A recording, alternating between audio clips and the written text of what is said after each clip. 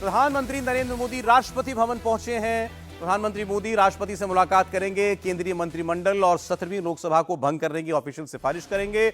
इसके बाद फिर नरेंद्र मोदी अपनी सरकार बनाने का दावा पेश करेंगे। तो वो जो प्रोसेस है वो शुरू हो गया है। मोदी सरकार का तीसरा टर्म शुरू होने की ये आधिकारिक शुरुआत हो चुकी है। राष्ट्रपति से मुलाकात करके उनको इस्तीफा देना, उनके अभी प्रधानमंत्री हैं, अब वो इस्तीफा देंगे, फिर उसके बाद उनकी कैबिनेट जो है उसका इस्तीफा होगा, ये लोकसभा भंग होगी, नई लोकसभा शपथ लेगी। मोदी जी उसमें जाकर के अपनी सरकार के साथ साथ कौन सहयोगी हैं वो पूरा नंबर राष्ट्रपति को बताएंगे। वे राष्ट्रपति उनको आमंत्रित करेंगे, आइए आप सरकार बनाइए, उसके बाद शपथ ग्रहण होगा। लेकिन वो तब होगा जब जितने लोग हैं वो टिके रहें, उनके साथ टिके रहने चाहिए। अब एक तस्वीर आ गई, लेकिन इस तस्वीर ने और इस चकल्लस को आगे बढ़ा दिया कि भाई कोई दूसरा वाला राहुल गांधी कोई कोशिश करेंगे क्या सरकार बनाने की। वो तस्वीर मैं आपको अब दिखा देता हूं जरा। ये तो प्रधानमंत्री के राष्ट्रपति भवन पहुंचने की खबर हुई। दूसरी तस्वीर है उसी जहाज की जिसमें दोनों लोग, तेजस्वी यादव और नीतीश कुमार, दोनों साथ बैठकर आए हैं आज दिल्ली। नीतीश कुमार को एनडीए की बैठक में जाना है और तेजस्वी यादव को जाना है इंडिया गठबंधन की बैठक में। लेकिन ये पहले वाली तस्वीर में नीतीश कुमार बैठे थे पीछे नीतीश कुमार के, तेजस्वी यादव नीतीश कुमार के पीछे बैठे हुए थे।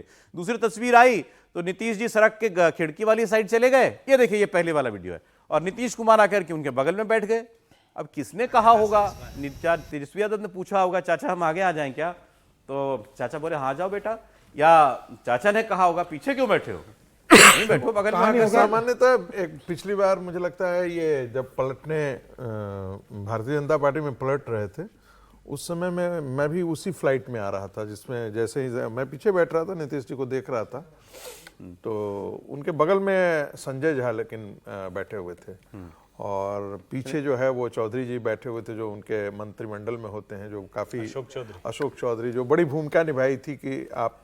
फिर हुआ क्या, बाद में देखे कि अशोक चौधरी वहां जाकर के बैठ गए और कुछ कुछ गुफ्तगू की होगी, तो हमने पूछा था उस दिन आप लोग पलट रहे हैं क्या, उन्होंने कहा नहीं लेकिन पलट नहीं, इसमें एक नीतीश तेजस्वी यादव के हवाले से एक स्पष्टीकरण आया। उन्होंने कहा मेरे पैर में चोट लगी थी तो मेरे को ये वाली सीट पर बैठना आसान रहता है, कोने वाली में। शायद ये वजह रही कि उनको कोने वाली सीट पर बैठना था, लेकिन वो जो उनके बगल में था उसको भी कह सकते थे। तेजस्वी यादव को कौन मना करेगा, लेकिन तेजस्वी यादव जाकर के बैठे चाचा के बगल में ही।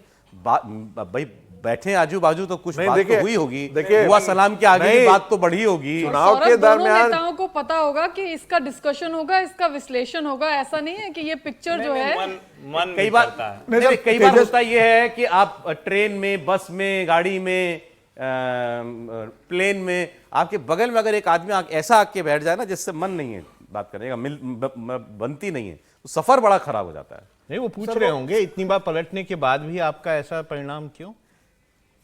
चाचा जी तो 12 सीट ले आए, चाचा जी तो 12 सीट लेकर के आए, 4 सीट मिली है तेजस्वी को इस बार। इस वक्त चाचा जी की बहुत ज्यादा हो रही है, चाचा जी की मतलब रहेंगे सत्ता में नहीं रहेंगे, और चूंकि बधाई अभी तक दिए नहीं है इसलिए और ज्यादा बात हो रही है। नीतीश जी एक ट्वीट तो करवा देते, वो भी नहीं उन्होंने करवाया अभी तक।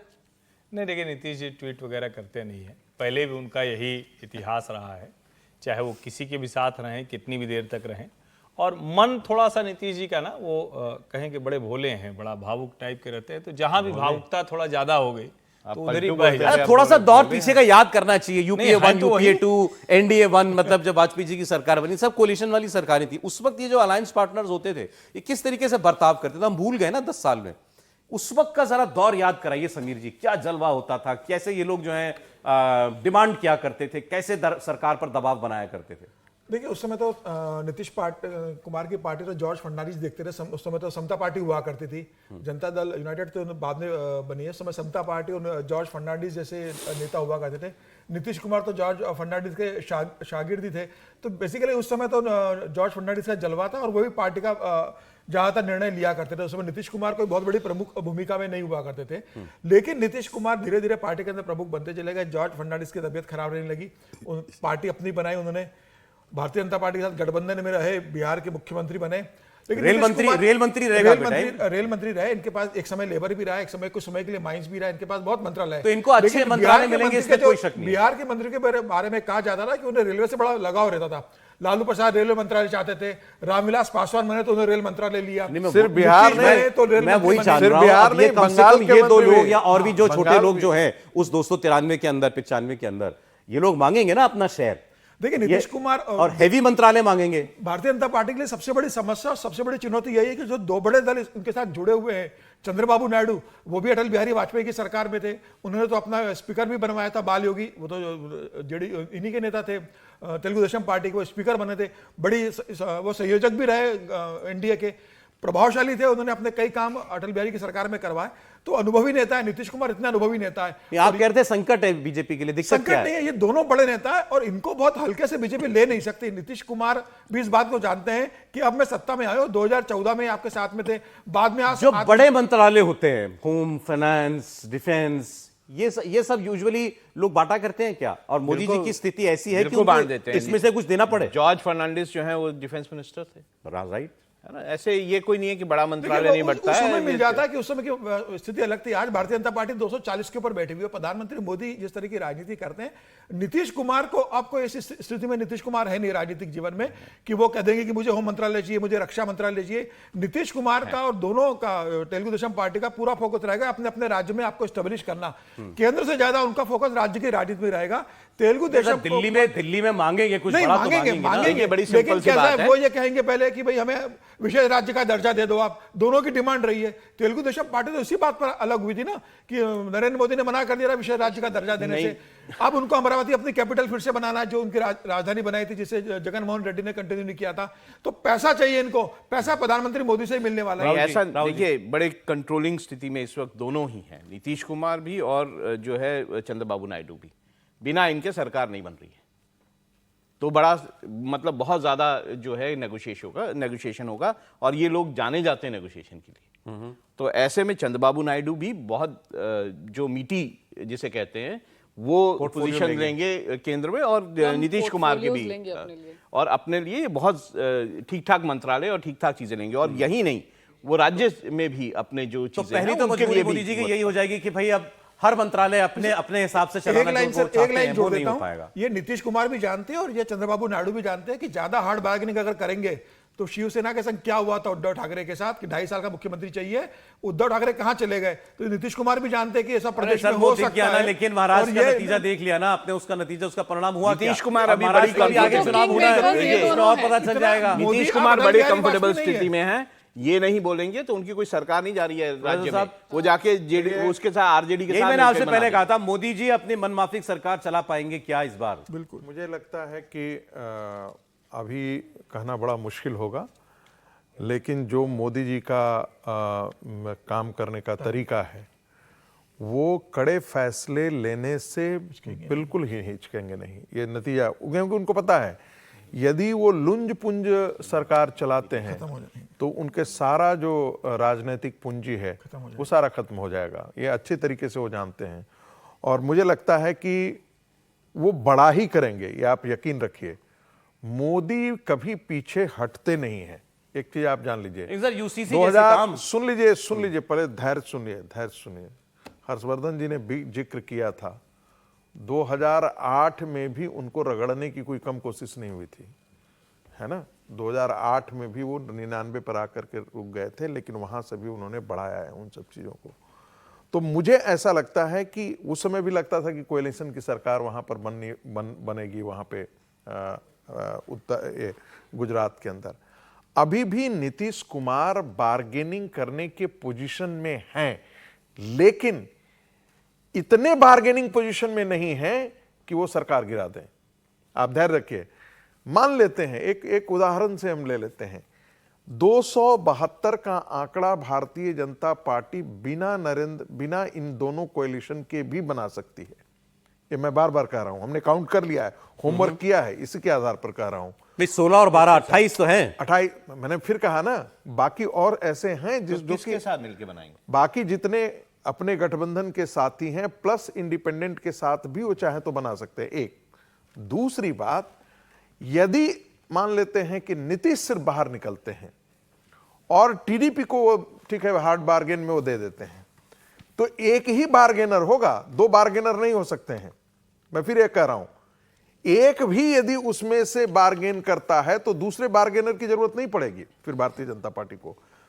आप शिवसेना का आप 7 सीट ले लीजिए, 12 सीटें इधर से, 5 सीटें एलजेपी की ले लीजिए और बाकी जो है वो 16 सीटें इधर से ले लीजिए।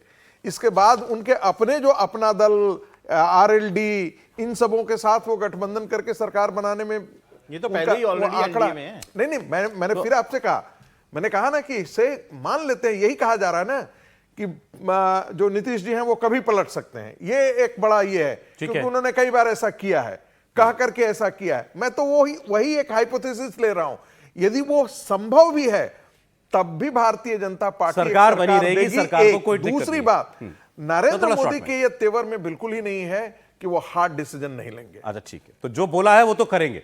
ठीक, अरे अभी तेजस्वी यादव की हम लोग बात कर रहे थे, नीतीश कुमार की, वो बगल में जाके उनके बैठ गए।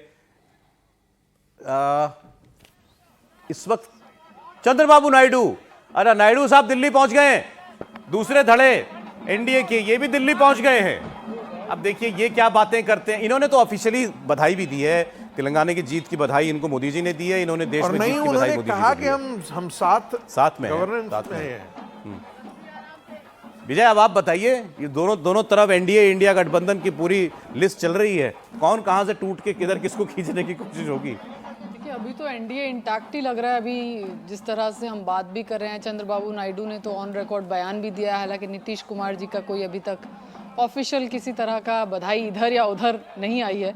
लेकिन वही अकेले नीतीश भी चले जाते हैं तो कोई बहुत खतरा वहाँ पर फिलहाल तो नहीं दिखता है। और शाम को मीटिंग भी है, उसमें भी तमाम इंडिया अलायंस के भी तमाम बड़े नेता होंगे। मुझे लगता है एक मैसेजिंग भी देना चाहता है इंडिया अलायंस, सबको एक साथ बिठा करके एक फोटो के, भाई स्टालिन भी दिख रहे हैं उस फ्रेम में, अभिषेक बैनर्जी भी दिख रहे हैं उस फ्रेम में, तो एक मजबूती का शायद इसके बाद एक मैसेजिंग के लिए भी ये शाम की मीटिंग बुलाई गई है।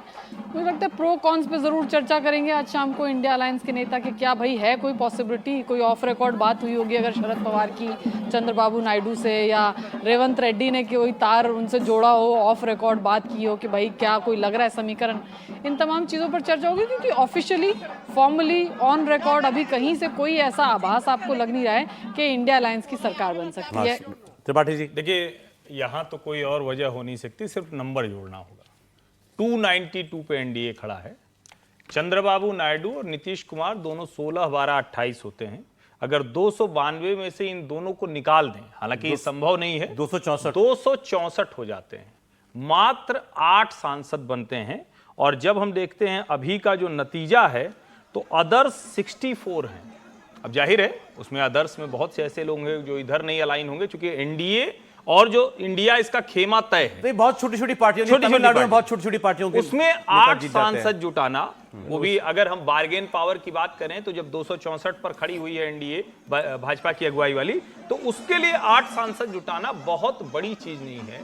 जबकि जो इंडिया नाम से जो अलायंस बनाया हुआ है विपक्षी गठजोड़, उस अलायंस को 234 से 272 पहुंचना, वो 38 सीटें चाहिए। 38 सीटों में 28 हो गए तो भी उसके बाद 10 बचते हैं, और ये पूरे के पूरे आ जाएं। और जिस तरह की बिहार की राजनीति है, जिस तरह की महत्वाकांक्षा बार बार सबके सामने आती है, तो मुझे कतई नहीं लगता आज की तारीख में भले तेजस्वी और नीतीश कुमार हवाई जहाज में साथ साथ बैठ के आ जाएं, थोड़ा आनंद हो जाता है, थोड़ा टीवी पे चर्चा हो जाती है, थोड़ा दोनों के लिए माहौल बन जाता है। सरकार फिलहाल नरेंद्र मोदी बना मैं रहा है। आपको इसमें एक मुझे और पसंद है। सिनेरियो बताता हूँ। देखिए हम कह रहे हैं कि नीतीश कुमार या उसमें से एक ही चंद्रबाबू नायडू उसमें एक ही नेगोशिएट करेगा। देखिए अगर एक भी दल निकलता है 292 में से, अगर 12 निकल जाए, सपोजली नीतीश कुमार नहीं आते, 280 हो जाएंगे, और उधर निकल जाता तो उससे भी कम हो जाएंगे। इतनी कम मेजॉरिटी में बहुत ही खतरनाक होता है सरकार चलाना। एक दो दल और भी इधर उधर हुआ तो पूरी सरकार गिर जाएगी। तो ऐसे में कंफर्टेबल रहना चाहते हैं सारे लोग। ये बात साफ है कि विपक्ष जो है सरकार नहीं बना पाएगा। हाँ। लेकिन ये कहना कि नीतीश कुमार और ये बार्गेनिंग में कहीं पीछे रह जाएंगे, ऐसा नहीं हो। थिन मेजॉरिटी, लेकिन एक चीज और है ना, क्या सरकार गिराकर फिर से चुनाव लड़ने और इसी जोश से सरकार बनाने की स्थिति में विपक्ष है? ये भी एक सवाल है ना। नहीं तो बहुत दूर की बात कह दी आपने। वो मुझे चाहेगा, तो वो चाहेगा तो यही चाहेगा कि उसकी सरकार बने, और या तो ये सरकार चला रहे और जब गिरे तो इनके अपने उससे गिरे। ये हमने कर ली चर्चा, क्योंकि हर सिनारियो पर बात करनी चाहिए। अदरवाइज मुझे लगता नहीं कि कोई, मुझे नहीं लगता नरेंद्र मोदी तीसरी बार प्रधानमंत्री बनने हाँ, तीसरी बार सीधे प्रधानमंत्री बन रहे हैं। क्लियर कट एनडीए की मेजॉरिटी है, बाकी राजनीतिक संभावनाओं का ये तो बिल्कुल साफ है ना कि विपक्ष नहीं बना पाएगा। ये तो साफ ही दिखाई